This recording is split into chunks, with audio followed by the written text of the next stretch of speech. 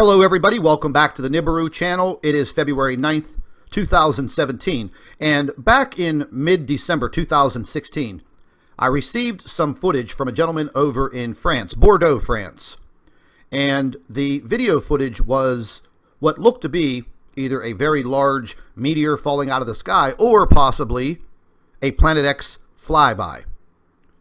And fellow researcher Dave Dobbs has been doing research on the Nemesis solar system, Nibiru, and Planet X for quite some time now.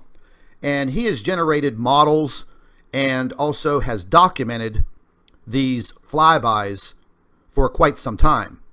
And myself and Steve Olson were analyzing this footage, and we wanted to get the information over to Dave for him to analyze it and place it into his calculations. Well, he made a video about the information that me and Steve put together. However, I'm just now running across his commentary and his findings on the video footage that was captured in Bordeaux, France on or about, I think it was December 17th, 2016. So here is part of Dave's video, and he'll be talking about his calculations, his analysis. So please listen very carefully. So hi there, Dave Dobbs here. It's the 29th of December 2016, nearly 2017. And I thought I'd make a video today to follow up on something that Steve Olson brought up on his channel, on his newer WSO channel with Scott from the Nibiru channel. Well, let me just show you the little bit of footage, first of all. I zoomed in on it, and when I zoomed in on it, I basically almost choked on my coffee. Yeah. And Yep.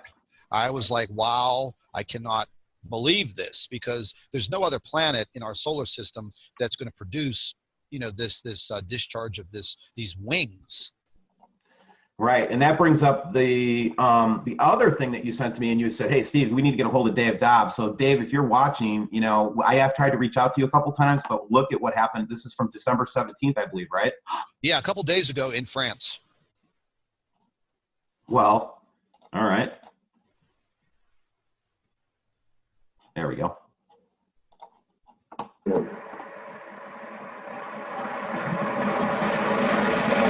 And I think, if I'm not mistaken, that this fits with Dave's analysis of this, and that's what we're going to try to get Dave on. And I'll have you on the show too, Scott, so you can ask him questions. But what do you think of this, man? Yeah, I mean, this was I got this from one of my subscribers in France. What I'm actually finding out is there is some censorship going on in France. Okay, so thank you for, first of all, Steve and Scott, thank you for both inviting me in to comment on this. Excuse me making my own video. I'd love you to put it up with some of your stuff as well, because it very much follows on with obviously this whole research. And Steve, I've got to be honest with you, this doesn't fit into my timeline. It doesn't fit in, and it doesn't make sense with the current timeline, and therefore we have to start making calculations as to what that is. And you've seen me continuously bring up these twin tail sort of flybys, and you know, in the later videos when I first brought them up, I only really show short shots of it, because you can imagine most of my subscribers and people who are following what I'm saying have seen it so too many times. I don't want to be taken through each very long sighting, and that's the characteristic of these sightings, that they occur for a very long time. They stay in a very they sometimes move backwards, they sometimes move sideways, they sometimes they stay in the sky far longer than a jet chemtrail or comtrail, contrail, whatever they're called. But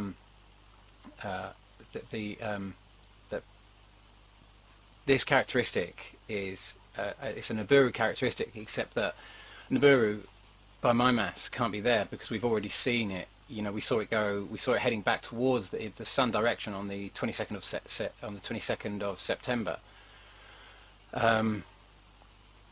It's not making sense unless we start to consider there really is another twin-tailed object up there.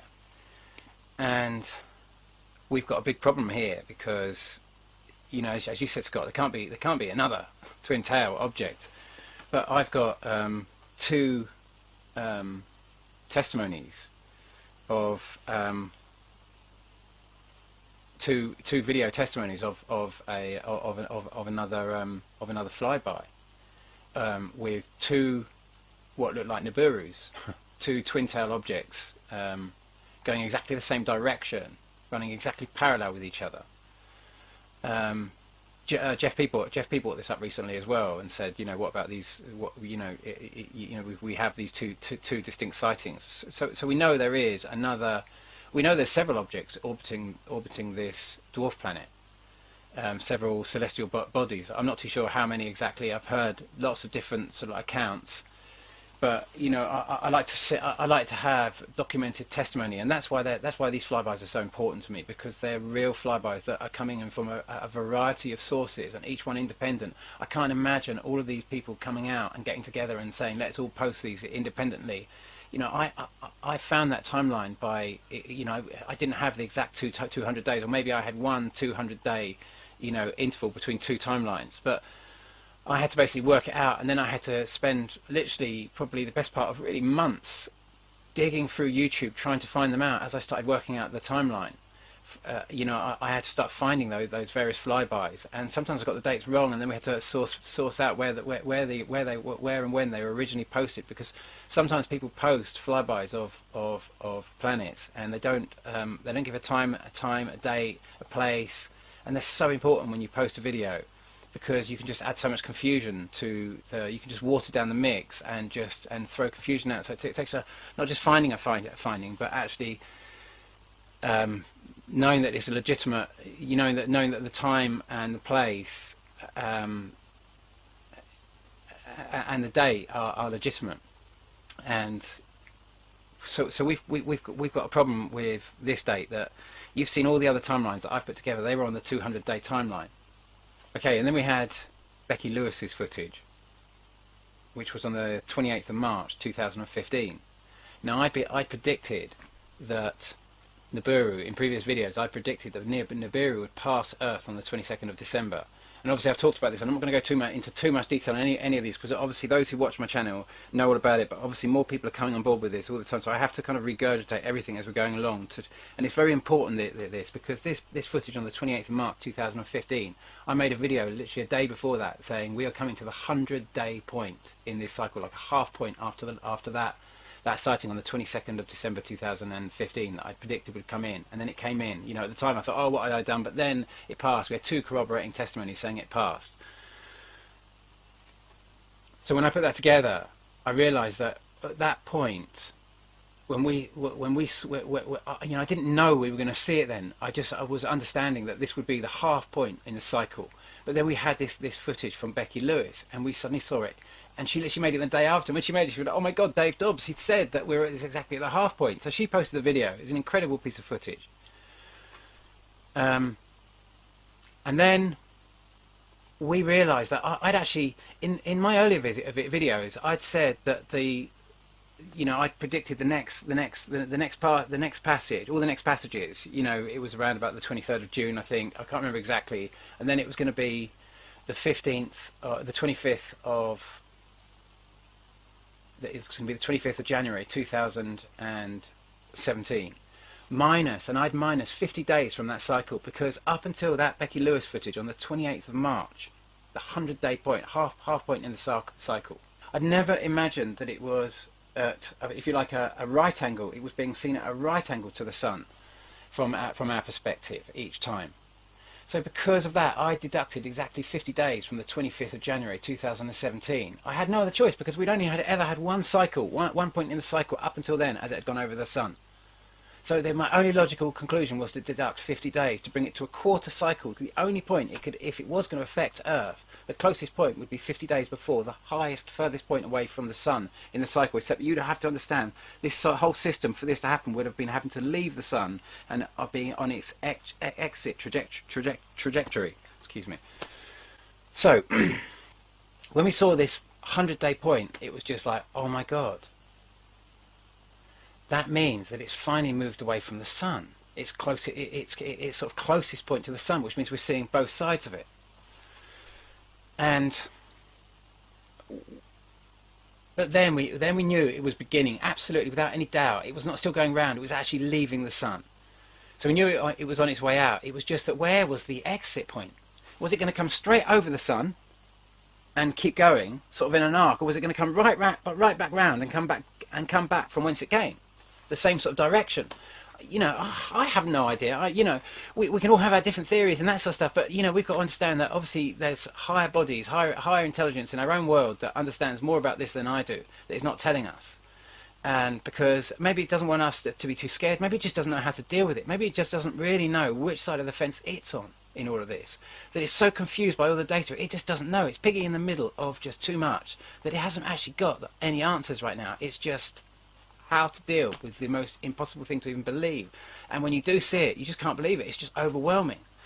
And so we come to this footage that you've sent me, Scott, via, or Scott and Steve, you've sent me this footage.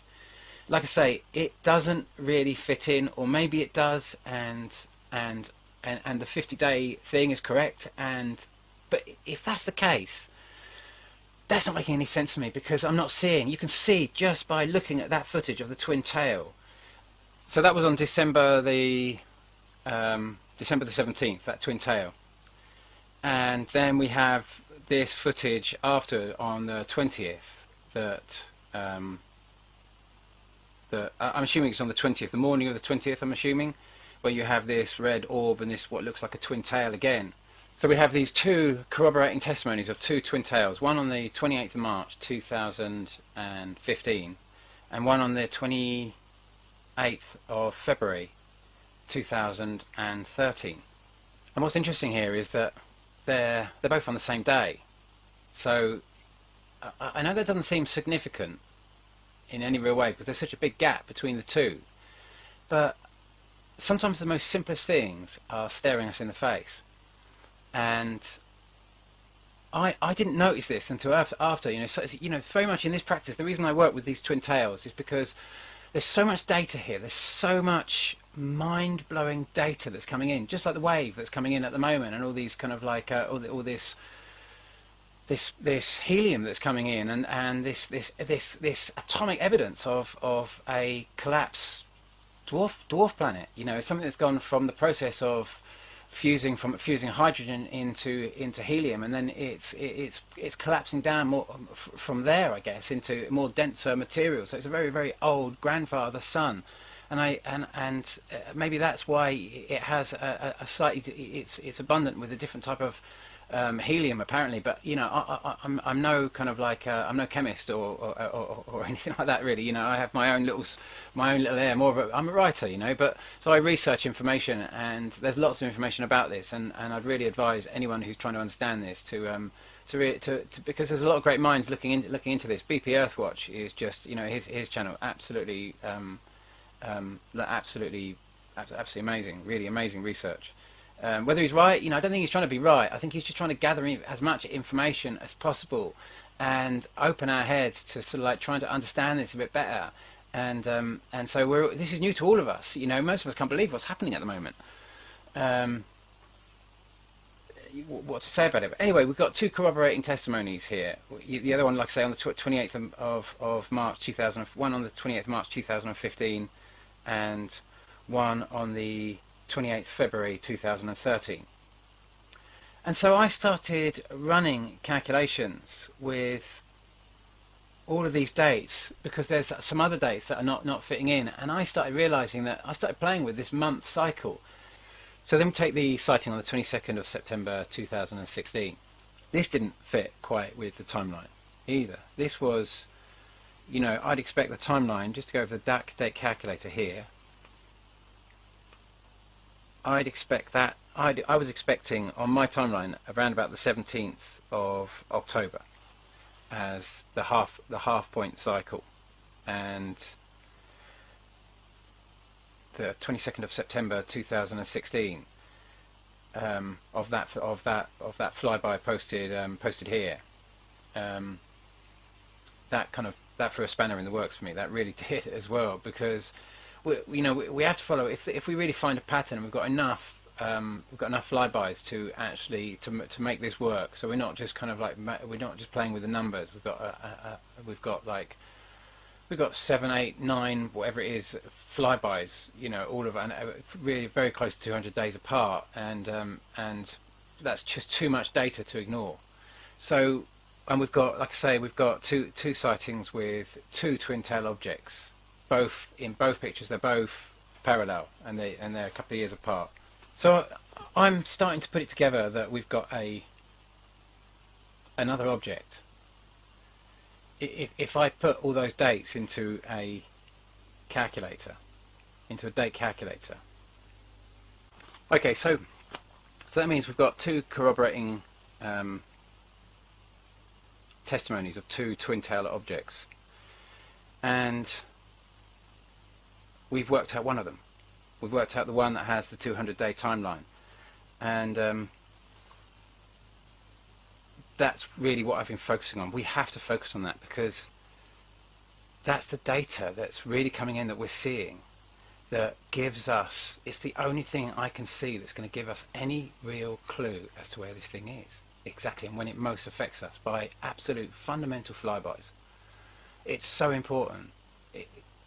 You can see what rests on knowing the exact time that this most affects us, and as the data comes in, we can start building more of an understanding. So we're getting these various shots basically coming in that are basically they're only occurring when we're very close to nemesis of something else, other objects orbiting, other twin-tailed objects orbiting nemesis. It's all just so impossible to believe. When I start putting the data together, it's a little bit hit and miss, but it seems that this thing has literally a 30-day thereabouts cycle, give or take. It's difficult to tell because you never see it when it's completely in line. You only see it when after the sun has set. So you're not getting. We're seeing it at various points in its cycle, but it's all just so unbelievably impossible to believe. You're bringing in another thing to try and make sense of all these different sightings, but actually, the kind of mass of this is. It kind of all falls on the 25th of. In my mind, it's confusing the data, but we're finding patterns where we can start filling in the gaps. And I'm still limited. That we've had this shot that I took on the 2nd of December, and now Dill Martin has. Put up a shot on the that was filmed on the 25th, which I believe is the same thing. We watched this object. I saw this object in the northern hemisphere, and that was the picture I caught on the 2nd of December this year, and it's just reappearing now. To me, it's the same thing. It's coming round and round, and so it's really confusing all our heads now. That shot on the 22nd of September this year. This shot looks very similar to the shot that you caught on the 17th of December, or you're showing on the 17th of December, Scott. It's looking like this was the first time that we've ever been really that close to that second object, which gives you an idea of how close we are to Nemesis right now. We're literally, like I say, if Nemesis was going to affect us, it would be affecting us massively now. And I'm of a mind something has to be protecting us now. Well, I'm told, the space I go to when I do my process, I'm told that we're being very protected now, and so we are now in we're in a place where only time will tell. But by my maths, we should be having, the object that you caught. Well, I believe BP BP Earthwatch posted it originally, and you posted it on your channel, Steve. This shot here, I believe you posted it on the 22nd of December, Steve. I mean, that's where I'm expecting, Nibiru to be right now, right there, with a tail trailing behind it. And it reflects light, and the reason it reflects light is as impossible to believe as Nibiru itself, because I'm suggesting there's a massive shield up there which is collecting all this solar energy and is utilizing this energy to create a shield that's protecting us, to divert gravitational energy so we don't get sucked in by this this massive giant celestial body, and also to somehow use some kind of screen projection which is blinding us from so much. But we're just it's getting very close to us now, because all of this system is getting very close to us now, and so it reflects light back at this thing coming towards us. That's why we can see it. Even the fact that we can see it. Have you ever seen, there's so much stuff that is happening now which is quite beyond belief. So that's where I'm imagining it is at the moment. It's appearing very close to the sun. It's actually all occurring between Earth and the sun, but it's appearing above the sun because it's cutting across the line of the sun as we see it, and that's what I believe it's going to do. And it's going to get, my timeline may be incorrect, but I'm just trying to run it on the basic maths of all the other sightings, so we can be logical and sensible and number crunch it. But like I say, I was wrong last year. Okay, I predicted the timeline, but I thought it was going to be a lot closer. And there's a lot of respectable people in this like Nibiru field that think that, like I say, that this thing is inbound and it's beyond Earth at the moment and it's heading in. And I just haven't worked out a model for that in all the sightings, especially all the sightings that Chris Potter put up in the early days, and yourself, Steve, and of so many sightings close to the sun. Chris Potter just showed me endless images, endless amazing images, and he was as mesmerised by them as we all were. They were just mind blowing. And so I have to believe that this thing has been in between, closer to the sun for the last several years. I can't get around that, and that now we're finally seeing this thing popping into our night sky. And you remember that the incredible footage of Matthew Rogers? I think it was on the 15th of August. If it's not up at the date, I'm correct, but that was about the time that I was expecting this whole system to be seen in the night sky. But not actually right in our night sky, just when the sun sets. After the sun sets, we get that little passage like we do with Venus. It never goes over us. We only see it we see it in the night sky way before it comes into transit. We see it as it approaches us, and it becomes a kind of like evening star, and then we see it as it leaves, goes underneath Earth, doesn't go over the top into a night sky, and we see it as it quite a considerable time after it's left its transit, and it's heading out when it becomes our morning star.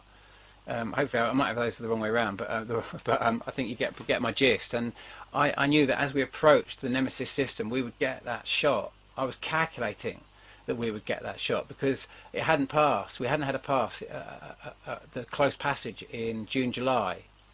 I knew that was the next point in the 200-day cycle, in the full cycle point. But I didn't know if that was the exit location, or whether Nemesis was going all the way around the sun and back out, like I say, from whence it came. So there's been so much unknown data, we can just calculate it. But with all the sightings, especially with the helium now and everything else like that, how much data do you need? All the earthquakes, the volcanoes, the sinkholes, the whole shaboodle is absolutely happening now. And Dave is absolutely correct. Everything is occurring now. As I have said before, the earthquake activity is increasing, volcanic activity is increasing, and as you can clearly see, the weather patterns around the world are absolutely, completely erratic and out of control. But we will continue to research and try to find the truth. So please, by all means, subscribe to the Nibiru channel. Make sure your notifications are set.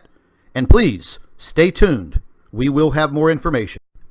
I'd like to take this opportunity to introduce one of our new affiliate sponsors, Food for Liberty. And they provide the highest quality long-term food storage, water purification, and survival prepper supplies. All foods have a 25-year shelf life, certified non-GMO ingredients, and also a gluten-free option. Ladies and gentlemen, it is a very smart idea to have at least a 30-day supply of food and water in the case of any emergency. So there will be a link provided in the description box under this video for Food for Liberty. I'd like to thank all of our Nibiru watchers. You guys do a fantastic job. Would also like to thank you for your loyal subscribership. You can continue to email your photographs and your video to NibiruPlanetX2016@gmail.com. And don't forget to share our videos with your friends and family members on Facebook. And subscribe to the Nibiru channel for all of our current updates. And like I always say, keep an eye in the sky.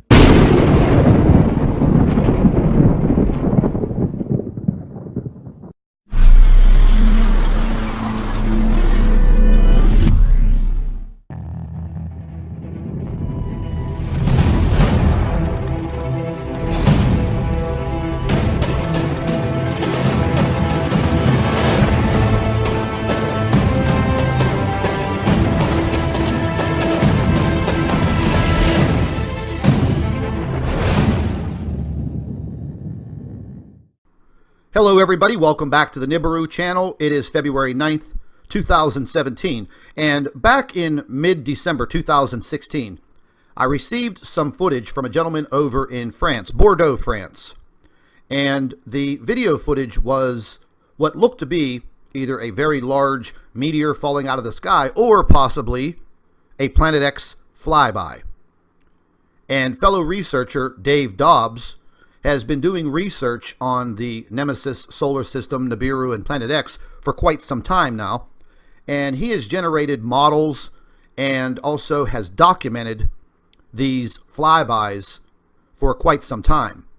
And myself and Steve Olson were analyzing this footage, and we wanted to get the information over to Dave for him to analyze it and place it into his calculations.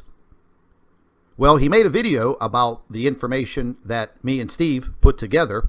However, I'm just now running across his commentary and his findings on the video footage that was captured in Bordeaux, France on or about, I think it was December 17th, 2016. So here is part of Dave's video, and he'll be talking about his calculations, his analysis. So please listen very carefully. So hi there, Dave Dobbs here. It's the 29th of December 2016, nearly 2017. And I thought I'd make a video today to follow up on something that Steve Olson brought up on his channel, on his newer WSO channel with Scott from the Nibiru channel. Well, let me just show you the little bit of footage, first of all. I zoomed in on it, and when I zoomed in on it, I basically almost choked on my coffee. Yeah. Yep. I was like, wow, I cannot believe this, because there's no other planet in our solar system that's going to produce, you know, this discharge of these wings. Right, and that brings up the other thing that you sent to me, and you said, "Hey, Steve, we need to get a hold of Dave Dobbs." So, Dave, if you're watching, you know, I have tried to reach out to you a couple times, but look at what happened. This is from December 17th, I believe, right? Yeah, a couple days ago in France. Well, all right. There we go.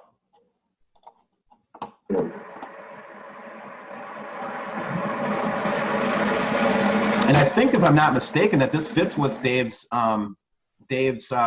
analysis of this, and that's what we're going to try to get Dave on. And I'll have you on the show too, Scott, so you can ask him questions. But what do you think of this, man? Yeah, I mean, this was I got this from one of my subscribers in France.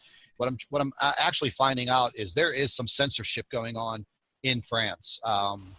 Okay, so thank you for, first of all, Steve and Scott, thank you for both inviting me in to comment on this. Excuse me making my own video. I'd love you to put it up with some of your stuff as well, because it very much follows on with obviously this whole research. And